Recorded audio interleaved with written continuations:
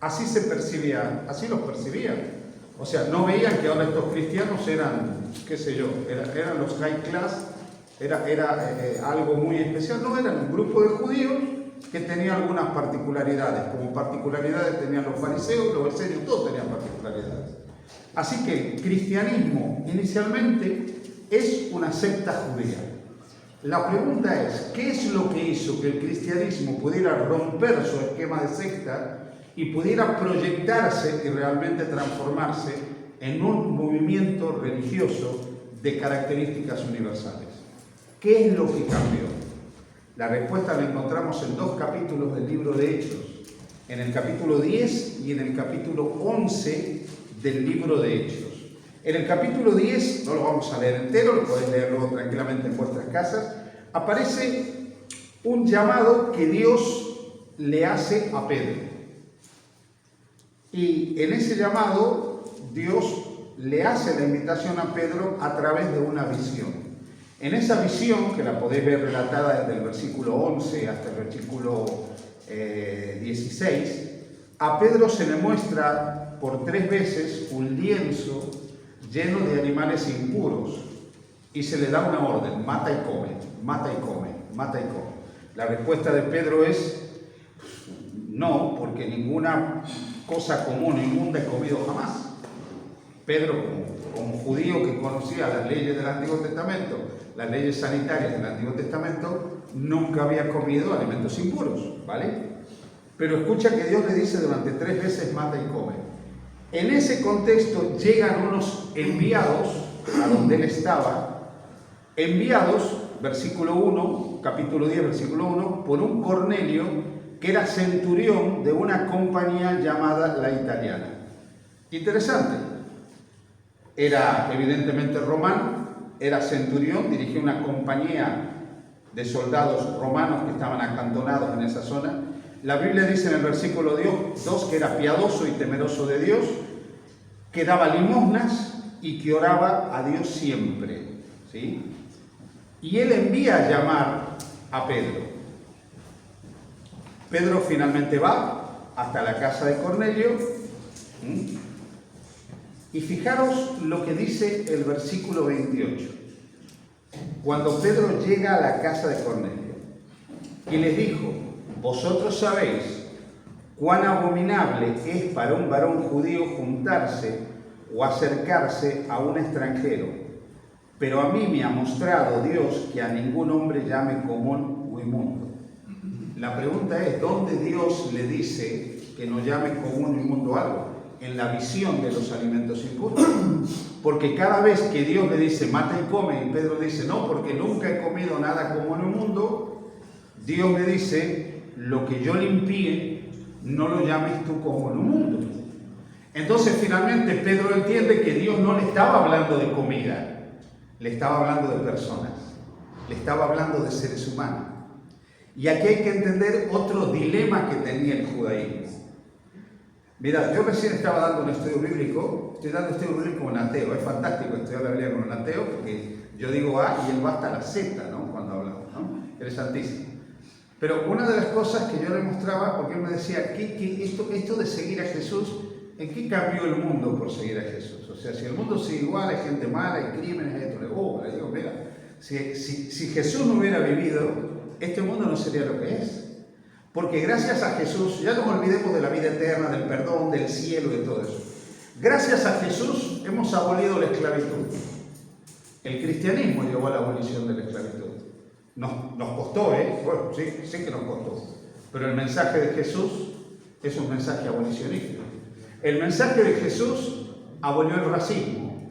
El mensaje de Jesús abolió la supremacía de género. ¿Por qué? Porque Cristo, cuando estuvo en la tierra, enseñó que no había ni judío, ni griego, ni varón, ni mujer, ni esclavo, ni libre. Entonces, ya desde el punto de vista social, el mensaje de Jesús es rompedor, cambia las estructuras sociales. Entonces, el mundo ha cambiado gracias a Jesús. Ahora bien, lo que le enseña Dios a Pedro es que lo que él pensaba era una equivocación. ¿Por qué? Porque en el judaísmo había un racismo extremo.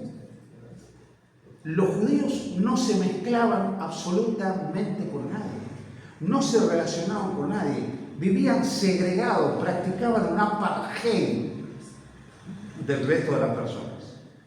Por eso es que cuando él llega a la casa de Cornelio, se presenta, y yo siempre digo, ¿no? Cuando leo esto, digo, ¿cómo sería si nosotros llegamos a una casa de la misma forma, ¿no? Qué sé yo, me invita, no sé, qué sé yo, vamos a decir, me invita Jorge a su casa, ¿no? Y yo le digo, ay Jorge, gracias por la invitación, ya sabe qué abominable para un argentino entrar a la casa de un ecuatoriano, ¿no? Pero bueno, el Señor me ha dicho que sea misericordioso con los ecuatorianos también, ¿no? Esa fue la presentación de Pedro.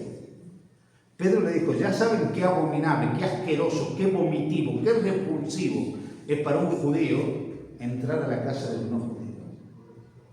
Pero Dios me ha mostrado que no llamen común o impuro a nadie. Claro, Dios le estaba enseñando a romper esas barreras, a quebrar esas barreras de separación que impedían que realmente él pueda llegar a otros, ¿no? Y él empieza a predicar la palabra de Dios en casa de Cornelio, y mientras está predicando la palabra de Dios, se produce algo impresionante. Versículo 44 en adelante dice, mientras aún hablaban Pedro estas palabras, el Espíritu Santo cayó sobre todos los que oían el discurso. Y los fieles de la circuncisión que habían venido con Pedro se quedaron atónitos de que también sobre los gentiles se derramase el don del Espíritu Santo. ¿Qué pasa frente a la predicación de Pedro? El Espíritu Santo cae sobre Cornelio. Cornelio no estaba bautizado, ninguno de su familia, ninguno de los que estaba ahí estaba bautizado. Pero de pronto, así como en el día de Pentecostés, el Espíritu Santo se derramó sobre los apóstoles y los creyentes, el Espíritu Santo ahora se derrama en casa de Cornelio y todos esos gentiles son llenos del Espíritu Santo. Y entonces nos dice la palabra de Dios, fijaros qué interesante, versículo 47. Entonces respondió Pedro, ¿puede acaso alguno impedir el agua para que no sean bautizados estos que han recibido el Espíritu Santo también como nosotros? Y mandó bautizarlos en el nombre del Señor Jesús. Entonces le rogaron que se quedase por algunos días. Uno puede decir, qué maravilla, el Espíritu Santo obró, se produjo un milagro. Pero aquí viene algo que es donde Dios ahora tenía que trabajar. Dios había trabajado en Pedro, ¿sí? Pero ahora Dios tenía un trabajo mucho más grande, porque Dios tenía que trabajar en el mayor obstáculo que tenía para la predicación del Evangelio. Y el mayor obstáculo que tenía era la iglesia. Esa misma iglesia que Cristo había fundado, de la cual dijo, las puertas del Hades no prevalecerán contra ella, se estaba transformando en un obstáculo para la predicación del Evangelio. ¿Por qué? Porque esa iglesia, configurada por personas que tenían una determinada cosmovisión, que tenían una determinada creencia, que tenían unas determinadas tradiciones, que tenían unas determinadas formas de entender la relación con Dios, era un obstáculo. Porque ellos, como Pedro, juntarse con uno que no sea judío era abominable. Ellos sentían eso, ellos pensaban eso. Y ahora fijaros, qué interesante, ¿no? Yo os hago una pregunta. Si de pronto escucháis una noticia, ¿no? Vamos a poner un ejemplo simple, ¿no? Y escucháis que alguien se ha bautizado en la iglesia hermana de Gijón. ¿Cuál sería vuestra actitud? ¿Alegría, tristeza, felicidad? ¿Cuál sería? Alegría, felicidad, ¿no? Es una buena noticia que alguien se entregue al Señor, ¿sí o no? Claro, pero sabéis que para la iglesia de Jerusalén no fue una buena noticia. Ellos no se sintieron felices. Y si vamos al capítulo 11, fijaros lo que nos dice aquí la palabra de Dios. Oyeron los apóstoles y los hermanos que estaban en Judea, que también los gentiles habían recibido la palabra de Dios. Buena noticia, esto tendría que ser una buena noticia. Esto tendría que ser algo para aplaudir, esto tendría que ser algo para saltar, esto tendría que ser algo que mueva la iglesia. Pero no lo fue. Y dice a continuación, y cuando Pedro subió a Jerusalén, disputaban con él los que eran de la circuncisión, o sea, los cristianos de origen judío, los circuncidados, diciendo, ¿por qué has entrado en casa de hombres incircuncisos y has comido con ellos? En vez de estar felices porque había personas que habían escuchado la palabra de Dios y que se habían bautizado. Lo que a ellos les preocupaba es cómo Pedro, judío, circuncidado, un hijo de Israel, puro, había entrado a la casa del impuro, se había sentado en la mesa del impuro y había comido con ellos. Le importaba un rábano la salvación del impuro. Lo único que le interesaba eran las formas, los ritos, lo que se hacía o lo que se dejaba de hacer, no la salvación del alma, no la salvación de esa persona. A ellos no les preocupaba si el gentil se había convertido o no se había convertido, era salvo o no era salvo, había aceptado a Jesús o no. Lo que los jorobaba era que Pedro había entrado a la casa del gentil, se había sentado en la mesa del gentil y había comido con el gentil. Las formas, los ritos, eso les faltaba. Y fijaros qué interesante. Entonces comenzó Pedro a contarles por orden lo sucedido, diciendo lo que había acontecido, ¿no? Y les dice algo, que el Espíritu lo había enviado y que el Espíritu Santo lo había llevado a él para que finalmente predique. Y les dice, versículo 17, si Dios pues les concedió también el mismo don que a nosotros que habíamos creído en el Señor Jesucristo, ¿quién era yo que pudiese estorbar a Dios? ¿Quién era yo para estorbar a Dios?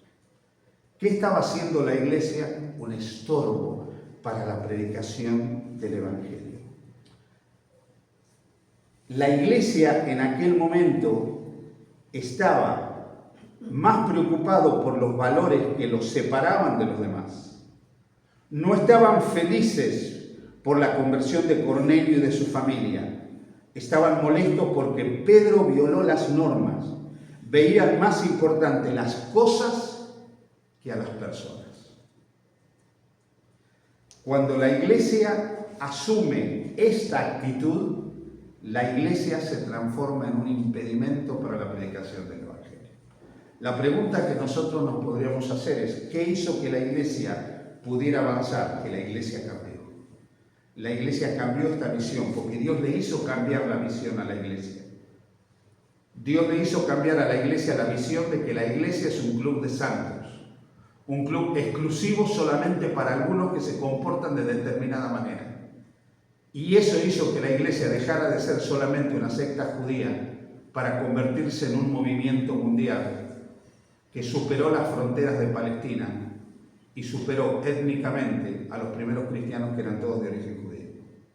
Si esto no se hubiera producido, el cristianismo no hubiera pasado de ser una secta judía más. Pero el cristianismo rompió con esas barreras segregacionistas que existían dentro del judaísmo. La pregunta que nosotros nos tenemos que hacer hoy, ¿por qué no crecemos más? Y os voy a decir una cosa que a mí me alegra tremendamente. Jorge todos los sábados se toma el trabajo, o sábado por medio, de mandarme una foto y decirme cuántos miembros hubo en la iglesia. ¿Sí? El pastor, hoy hemos tenido 100, hoy hemos tenido 120, y me manda la foto, ¿no? Pero voy a decir una cosa. La iglesia ha crecido. ¿Habéis visto cómo ha crecido la iglesia, no? ¿Sí? ¿Habéis visto cómo ha crecido la iglesia? Y estamos pensando en otra iglesia y tenemos que mudarnos porque somos muchos. Amén. Pero ¿sabéis cuál es el problema? No hemos crecido por predicar el Evangelio. No hemos crecido ganando almas, señores. No estamos creciendo porque llevamos a otros al conocimiento de Jesús. Los traemos a los pies de Jesús, los bautizamos y los unimos a la iglesia. Crecemos por carta de traslado, porque si viene hermano de acá, hermano de allá, hermano de otra parte. Seguimos siendo un club de santos y crecemos entre santos, mezclándonos entre santos. Pero no crecemos predicando el Evangelio, no estamos predicando el Evangelio, no estamos ganando almas para Cristo, no estamos llevando el mensaje de la cruz a los que no conocen a Jesucristo. No estamos haciendo eso. Queremos iglesias para estar cómodos nosotros, para seguir creciendo entre nosotros. Y como aquellos cristianos que en el principio se habían transformado en un obstáculo para la predicación del Evangelio, nosotros estamos igual. Porque entre nosotros estamos a gusto, entre nosotros estamos cómodos. Pero no queremos ni mezclarnos, ni bajar hacia los otros para llevarles el mensaje de Dios. Solo crece la iglesia en realidad cuando se crece porque la iglesia predica el Evangelio. Esa es la misión de la iglesia. Esa es la tarea de la iglesia. Y la pregunta que nosotros nos podríamos hacer es ¿qué clase de iglesia tenemos que ser? ¿Una iglesia que está más preocupada por las cosas o por las personas? ¿Qué puentes estamos dispuestos a romper para llegar a los demás? ¿Hasta dónde estamos dispuestos a bajar para llegar a otros? Porque la iglesia cristiana tuvo que cambiar para poder llegar a la predicación del Evangelio y llevar a otros a los pies de Jesús. Si no, se hubiera mantenido dentro del judaísmo. Y el hecho de que nosotros estemos dispuestos a superarnos para poder predicarnos lo enseña Jesús. Mirad, os voy a decir algo que no me lo he inventado yo, lo dice la Biblia. Jesús era Dios, ¿verdad? Siempre existió como Dios, ¿sí? ¿Qué naturaleza tomó Jesús? La naturaleza humana. O sea que Jesús de aquí bajó ¿a dónde? ¿Sí? Hasta lo sumo. Tomó la naturaleza humana, vivió como humano, comió como humano, anduvo como humano, se cansó como humano, se relacionó con humanos, se ensució con humanos, se metió en el fango de los humanos y murió como un humano más. ¿Hasta dónde estaría dispuesto yo a condescender con mi prójimo para llegar a él? ¿Hasta dónde estaría dispuesto yo a bajar para llegar al otro? Porque si algo me enseña Jesús es que para poder salvar hay que condescender. Para poder salvar hay que bajar. Para poder salvar hay que superar el orgullo denominacional. Para poder salvar hay que superar el orgullo espiritual. Para poder salvar me tienen que importar las personas más que las cosas. Porque si no, no se está cumpliendo la misión. Las personas son más importantes que las leyes. La salvación de un alma es más importante que las marcas distintivas identitarias denominacionales. Y hasta que nosotros no rompamos con eso, nosotros podremos aumentar en membresía, pero no crecer, porque no estaremos cumpliendo la misión. Y no es lo mismo aumentar la membresía que crecer por el cumplimiento de la misión. El Señor nos llama en este tiempo a ser una iglesia que comprende el tiempo en el que vive. Mirad, os voy a decir una cosa, la iglesia debe ser un lugar intergeneracional, donde todos encuentren su lugar, adultos, jóvenes, niños y ancianos. Pero la iglesia, en realidad, debe estar orientada a nuestros jóvenes, y no lo hacemos. ¿Sabéis por qué? Porque nuestros niños y nuestros jóvenes no son el futuro, son el presente de la iglesia. Cuando yo llegué como pastor a la iglesia de Lérida en el año 2010, recuerdo el primer sábado que yo tuve en esa iglesia. Me aprendí incluso unas palabras en catalán para saludar a los hermanos ese sábado. Y durante la hora de la escuela sabática, hasta que me tocó el culto, yo me fui atrás, la parte de atrás de la iglesia, me senté al fondo, ¿no? Estaban todas las clases divididas de escuela sabática. Pero cuando yo miraba de atrás hacia adelante, ¿sabes lo que me sorprendió? ¿Sabes lo que me sorprendió? La cantidad de cabezas blancas que había dentro de esa iglesia. La cantidad de cabezas blancas que había. Primera sorpresa. La segunda sorpresa, cuán pocos jóvenes había en esa iglesia. Y la tercera sorpresa, cuán pocos niños había en esa iglesia. Y lo primero que pensé, wow, qué cantidad de funerales voy a oficiar en esta iglesia en los próximos años. Porque las iglesias son organismos vivos. Las iglesias nacen, crecen, envejecen y si no se reproducen, mueren. Y esa iglesia estaba llena de abueletes, viejitos. Pero no estaba orientada ni a los niños ni a los jóvenes. Los viejitos estaban todos preocupados por mantener el status quo, su zona de confort, que esto no cambie, que esto no sea diferente, que esto se haga así, que esto no se haga así. Estaban en todas las formas, en su zona de confort, no querían moverse de su zona de confort. Y es que nosotros somos así, y esto lo vemos continuamente. Mira, nosotros lo vemos, estamos tan acostumbrados a las formas, que cuando alguna forma se modifica nos pone nerviosos. Esto yo lo he dicho alguna vez también. Fijaros un sábado aquí al frente. Cada sábado, repetimos el mismo rito, absolutamente el mismo rito cada sábado. Pero cada sábado, cuando se meten ahí, los que se meten no saben lo que tienen que hacer. No saben. Hay que volverle a recordar el rito que lo repite. ¿Y saben por qué lo recuerdan? Porque lo hacen por repetición, no por convicción. Y lo otro que ocurre, el que está aquí, supongamos, ¿no? Si hay que hacer la oración antes que el himno, pero por algún motivo, el que está aquí, en vez de hacer la oración, anuncia el himno antes que la oración, todo. No, que va primero. Pues estamos acostumbrados a esas formas, hermano. Las formas nos encasillan. Las formas nos cuadriculan. Las formas nos limitan.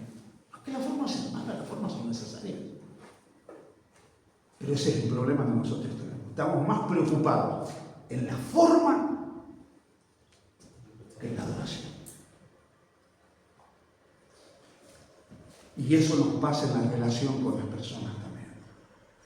Estamos más preocupados a veces en que la gente vea que nosotros somos buenas personas, consagradas, limpias, puras y sacrosantas, que en salvar a esa persona. Porque a mí lo que me interesa en última instancia es que digan que yo soy bueno, que yo soy consagrado, que yo soy fiel. En otras palabras, lo que me importa en realidad soy yo, no el otro. ¿Qué es lo que le pasaba a la iglesia en aquella época? Se importaban ellos, no los otros. La iglesia debe ser una iglesia intergeneracional, orientada a los niños y a los jóvenes, que son el presente y el futuro de la iglesia. La iglesia debe ser un lugar donde exista la primacía de la palabra, donde la palabra de Dios permee la vida de los miembros de la iglesia. Y ahora me dirán, bueno, pastor, pero esto es así. Hermanos, cuando yo le estoy diciendo la primacía de la palabra, le estoy diciendo esto de verdad.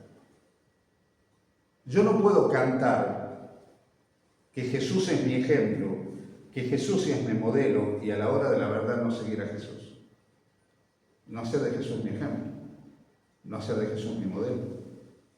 Y resulta que termina siendo mi modelo el pastor fulano, el pastor mengano, el pastor sultano, la iglesia donde yo me bauticé, el anciano que me dio los estudios bíblicos, o con suerte Elena de White, que para algunos el gran modelo es Ellen White, falta que se vistan como ella, exactamente igual que ella.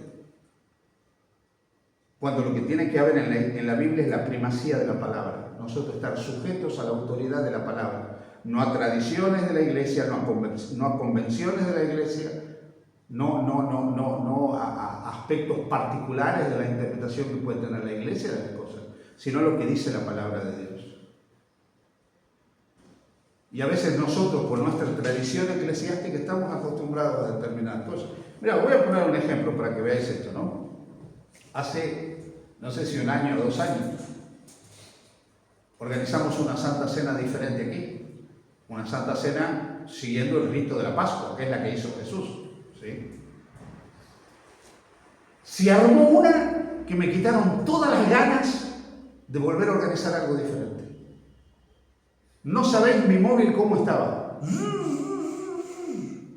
Con los mensajes de los santos del Altísimo para mostrar el nivel de apostasía al que yo había llegado, señores. Pero nadie me mostró con la Biblia si yo estaba equivocado. Y creo que digo una cosa, no me lo podían mostrar tampoco. Porque en primer lugar, en ninguna parte de la Biblia dice que hay que hacer pancitos cuadrados chiquititos, ¿sí? Ni vasitos de plástico con zumo de uva comprado del Mercadona. En ninguna parte de la Biblia dice eso. Porque cuando Cristo se reunió con sus discípulos, ¿sí? Partió el pan ácimo que comían y bebió el zumo de la vid que tenían ahí. Pero no eran ni en copitas chiquititas, ni en pancitos cuadraditos, con dos, ¿sí? Ahí estaba Judas, que iba Judas repartiendo el pancito, ¿sí? Iba Mateo repartiendo el pancito, porque María Magdalena no lo podía repartir. ¿Sí? No, señores, no era así. Son formas. Y en última instancia lo que importa es el espíritu, no la forma. La letra mata, dice Pablo, el espíritu es el que da la vida. Pero un niño puede tomar la Santa Cena. ¿Puede tomar un niño la Santa Cena? Nos han enseñado que no. Pero si la Santa Cena finalmente es una continuidad de la Pascua, ¿me queréis decir que los niños no participaban del Cordero en la Pascua? ¿Habéis leído vuestras Biblias alguna vez? Decía que todo el que estaba en la casa tenía que comer. Todos participaban del Cordero. Y los padres le explicaban a sus hijos lo que eso significaba. Durante siglos los padres de Israel participaban del Cordero con sus hijos y les explicaban. Pero nos han dicho que no. ¿Con qué base bíblica, señores? Me dice que no. Si yo ahora estoy repitiendo la Pascua, ¿por qué no le puedo explicar a mi hijo? Esto representa el cuerpo de Cristo. Esto representa la sangre de Jesús. ¿Sabes por qué no? Porque me han dicho que no lo haga. Me estoy haciendo de la palabra la autoridad. Estoy haciendo de la iglesia y la norma religiosa la autoridad. Y la iglesia no puede crecer espiritualmente mientras su autoridad no sea la palabra. Mientras la autoridad de la iglesia sea una norma, sea un concilio, sea un grupo de personas, la iglesia no puede crecer. Y no estoy diciendo con esto que mañana voy a hacer una Santa Cena para que los chiquitos estén comiendo por aquí. Pero estoy diciendo que si la Escritura es la autoridad, debo sujetarme a la autoridad de la Escritura. Debe primar la palabra. La iglesia debe ser un lugar que sirva a las personas, a la comunidad, que lleve el mensaje del Evangelio, que cumpla la misión. Un lugar donde cada uno de sus miembros se transforma en un testigo del crucificado. Un lugar que es inclusivo, donde hay lugar para todos. Le estoy dando estudios bíblicos a un chico que es homosexual, un chico que es gay. ¿Sí? El chico tenía una pregunta. Pastor, dice, ¿usted cree que en la iglesia me van a aceptar? Le digo, tengo mis dudas. Tengo mis dudas que te acepten en la iglesia. Jesús sí te va a recibir, Jesús te ama. Jesús te ama y te recibe con los brazos abiertos. La iglesia lo veo difícil. Cuando te vean la pluma, chaval, se van a poner incómodos. ¿Sí? Porque es la realidad. Nos cuesta ser una iglesia inclusiva. Una iglesia donde todos puedan estar. Yo me acuerdo, era un muchacho que tenía 24, cuando salí egresado del seminario, tenía 25 años y yo predicaba el primer sermón, estaba en una de las primeras iglesias donde fui pastor. Yo con toda la ilusión predicaba y prediqué un sermón basado en cuando Jesús la toca a la mujer adúltera y la perdona, ¿no? Y yo dije, ojalá, hermanos, esta iglesia esté llena de adúlteras. Y cuando termino el culto, me llamó la tesorera de la iglesia, porque en esa iglesia la que mandaba era la tesorera, no era la anciana, me acuerdo. Una venerable matriarca de la iglesia, fundadora de esa iglesia. Me dice, ¿qué acaba de predicar usted? Le dije, no sé, prediqué que sería bueno que la gente pecadora venga a la iglesia. Y dice, no, usted está loco. Dice, ¿cómo va a predicar eso? ¿Qué quiere llenar la iglesia? ¿Qué? ¿De ladrones, delincuentes, de prostitutas? ¿Qué quiere? ¿Usted qué tiene en la cabeza? Y yo me quedé mirándola, asustado. Y me di cuenta que el problema no lo tenía yo, lo tenía ella, pobrecita. Porque no había entendido para qué era la iglesia. Y sabéis, me he pasado los últimos años de mi vida entrando a iglesias que huelen bien. No siento olor a humo, no siento olor a perfume barato, no siento olor a licor, pues son todos santos los que están adentro. Hemos transformado la iglesia en un club de santos porque no estamos haciendo de la iglesia una iglesia inclusiva. No estamos haciendo de la iglesia una iglesia que esté abierta para que las personas puedan entrar y decir, aquí se han solucionado realmente mis problemas. Hermanos, lo importante no son las doctrinas que ocupan un lugar, lo importante son las personas. Lo importante no son las normas, son los principios. Lo importante no es tener miembros, sino hacer discípulos. Lo importante no es personas con personalidad religiosa, sino seres humanos con un carácter transformado por la gracia. Lo importante no es tener una iglesia llena y grande, sino transformar la iglesia en un misionero, en un movimiento misionero y no en un club de santos. Lo importante no es doctrina o evangelio. Lo importante es el poder del Espíritu Santo. Lo importante no son los ritos, sino la espiritualidad contagiosa en la vida de las personas. ¿Qué hizo que finalmente el cristianismo pudiera avanzar? Las barreras quebrantadas. Los muros que en el poder del Espíritu Santo Dios le enseñó a esos hombres y mujeres a derribar. Hoy, a mediados del año 2025, con muchos años de historia denominacional, con un mundo que está cada vez más convulso, más cambiante, con una tremenda necesidad de conocer la verdad, nosotros también tendremos que tomar una decisión. Ser una iglesia de puertas abiertas o simplemente de asientos mullidos. Y la decisión determinará qué clase de iglesia seremos. ¿De miembros o de discípulos? ¿De creyentes o de discípulos? ¿De parte de una denominación religiosa o discípulos de Jesucristo? Podemos elegir ser una iglesia de asientos mullidos y cómodos, tener cada vez más comodidades, pero eso no significa que estaremos cumpliendo la misión para la cual Cristo nos ha puesto en la tierra. El Señor nos llama a ser una iglesia de puertas abiertas, que por sobre todas las cosas se dedique a hacer lo que Cristo dijo como legado a la iglesia antes de ascender a los cielos. Y termino diciendo que las últimas palabras de Jesús, las últimas que dejó antes de ascender a los cielos, fueron: ir por todo el mundo, predicar el Evangelio a toda criatura, hacer discípulos, bautizándolos en el nombre del Padre, del Hijo y del Espíritu Santo, enseñándoles a guardar todas las cosas que os he mandado, y yo estaré con vosotros todos los días hasta el fin del mundo. Si queremos que Jesús esté con nosotros, cumplamos la misión que Cristo nos ha encomendado. Amén. Amén. Vamos a cantar para terminar.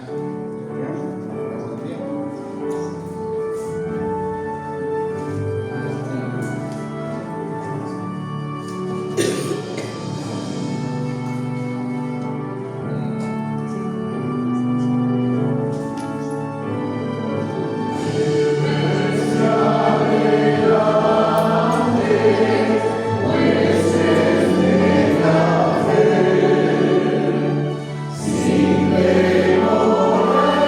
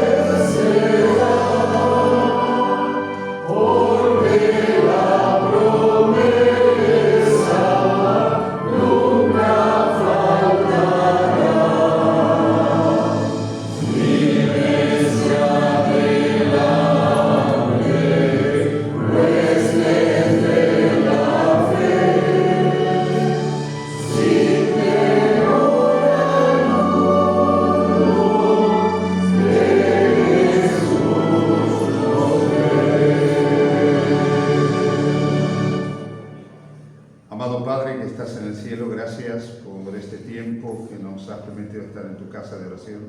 Amén. Gracias por el don de tu palabra, gracias por haber guiado siempre a tu pueblo, a tu iglesia a través de las edades. Gracias por haber llevado al movimiento cristiano en sus orígenes a comprender su lugar, su misión y lo que debían ser y hacer para expandir el mensaje de la cruz. Amén, Señor. 2000 años después seguimos en este mundo, Señor, y quisiéramos terminar la obra, quisiéramos que Cristo finalmente regrese, y por eso te pedimos que de la misma forma nos guíes a nosotros, nos asistas, nos cambies y nos transformes como iglesia para poder cumplir tus expectativas y ver a Cristo venir en gloria y majestad. Amén, Señor. Guárdanos en tu amor, ponemos nuestras vidas en tus brazos de misericordia. Pedimos por cada uno de los que estamos aquí, nuestra familia, nuestros seres queridos, todos nuestros hermanos y tu pueblo en la redondez de la tierra. Favores que rogamos en el nombre de Jesús. Amén. Amén. Que el Señor los bendiga. Buen sábado.